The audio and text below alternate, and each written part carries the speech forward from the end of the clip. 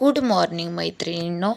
आज सकाळची सुरुवात खूप छान पद्धतीने झाली. ती म्हणजे असे की ज्ञानदेव म्हणे माझे पंढरीचे पांडुरंग श्रीमुखी नाम घेता तयाचा उद्धार झाला. या अभंगाने झाली. सहज टी व्हीवर लागलेलं आणि माझं मन एकदम भारावूनच गेलं. त्या शब्दांवर लक्ष केंद्रित झालं. श्रीमुखी नाम घेता तयाचा उद्धार झाला. मनात विचार आला, आपण किती वेळा खरंच मनापासून पांडुरंग असं उच्चारतो? रोजच्या घाई गडबडीत देवाचं नाव घेतो, खरं कधी थांबून शांतपणे श्रद्धेने घेतो का? टेरेसवर उभं राहून आकाशाकडे पाहिलं.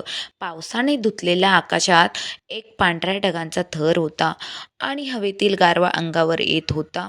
त्या वातावरणात पांडुरंगाचं नाम चित्तात घोळत होतं. जणू विठोबा स्वतः त्या गार वाऱ्यासोबत माझ्या श्वासात मिसळून गेला होता. कधी कधी असं वाटतं की मनाच्या खोल कपाटात एक दरवाजा असतो, जो केवळ नामस्मरणाने उघडतो. आज तो दरवाजा उघडल्यासारखं वाटतं. थोड्या थोड्या वेळाने एक कप गरम चहा घेतला. तो चहा पिताना हातातल्या कपात सारखं स्वतःलाही ऊब दिली. घरात शांतता होती. कुठेच कोणतीच धावपळ नव्हती. आजचा दिवस फक्त